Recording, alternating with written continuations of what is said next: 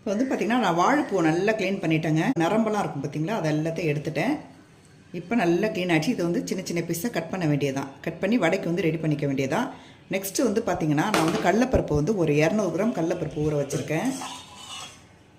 நல்லா ஒரு 2 மணி நேரம் ஊறட்டுங்க. கடலைப்பருப்பு ஒரு 200 கிராம்ஸ் ஊற வச்சுருக்கேன். இப்போ நம்ம க்ளோஸ் பண்ணிடலாம். இது நல்லா ஊறட்டும். இதை வந்து இப்போ சின்ன சின்ன பீஸாக நான் வந்து கட் பண்ணிக்கிறேன் வடைக்கு. இப்போ வந்து பார்த்திங்கன்னா அந்த வாழைப்பூ வந்து ஒரு 4 வாழைப்பூவாக எடுத்திருக்கேன். அந்த இதெல்லாம் எடுத்து சின்ன சின்ன பீஸாக கட் பண்ணிக்கலாம்.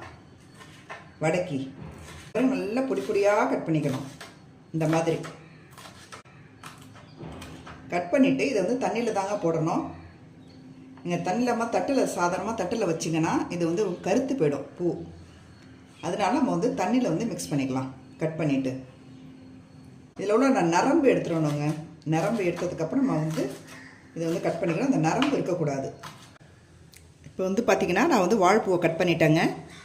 எவ்வளோ சின்ன சின்ன பீஸாக கட் பண்ணியிருக்கேன் பாருங்கள். நல்லா பொடி பொடியாக இந்த மாதிரி கட் பண்ணிக்கணும்.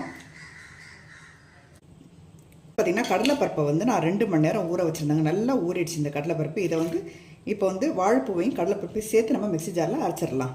2 குழிக்கரண்டி நான் வந்து கடலைப்பருப்பை ஊற வச்ச கடலைப்பருப்பை நான் சேர்த்துக்கிறேன்.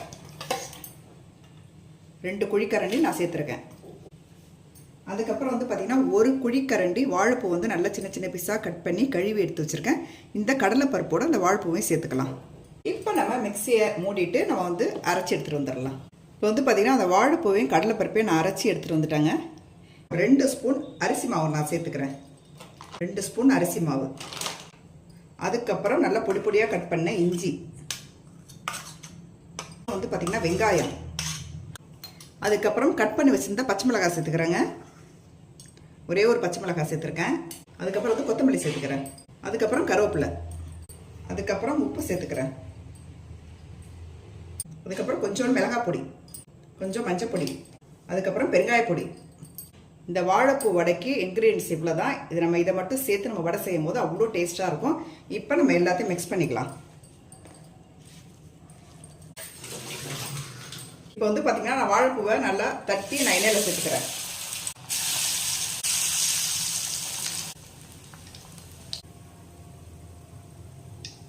இப்போ வந்து பார்த்திங்கன்னா ஒரு சூப்பரான வாழைப்பூ வடை ரெடி பண்ணிட்டேங்க. இப்போ நல்லா சுட்டி எடுத்துட்டேன் நான். இதை வந்து தட்டில் நம்ம அழகாக வச்சிடலாம். ஒரு ஈவினிங் ஸ்நாக்ஸுக்கு ஒரு அருமையான ஒரு ஹெல்த்தியான ரெசிபி தாங்க இது வாழைப்பூ வடை. அதே நேரத்தில் வந்து பெண்களுக்கு வந்து கர்ப்பப்பைக்கு வந்து வரக்கூடிய அந்த நீர்க்கட்டி அது சம்மந்தப்பட்ட எந்த வியாதிகளுமே வராது. இந்த வாழைப்பூ வந்து வாரத்தில் ஒரு நாளாவது நம்ம எடுத்துகிட்டு வரணும். பெண் குழந்தைகள் கண்டிப்பாக அதை கொடுத்தே ஆகணுங்க. பிடிக்காத அந்த வாழைப்பூ வந்து சாப்பிடாத பசங்களுக்கு இந்த மாதிரி வடையாக செஞ்சு கொடுங்க. ஓகே ஃப்ரெண்ட்ஸ், கண்டிப்பாக அந்த வீடியோ உங்களுக்கு பிடிச்சிருக்குன்னு நினைக்கிறேன். அப்படி வீடியோ பிடிச்சிருந்தா லைக் பண்ணிவிட்டு மறக்காமல் சப்ஸ்கிரைப் பண்ணுங்கள். பெல் ஐக்கானை கிளிக் பண்ணுங்கள். அப்போ தான் நான் போகிற வீடியோஸ் உங்களுக்கு நோட்டிஃபிகேஷனில் வரும். தேங்க்யூ.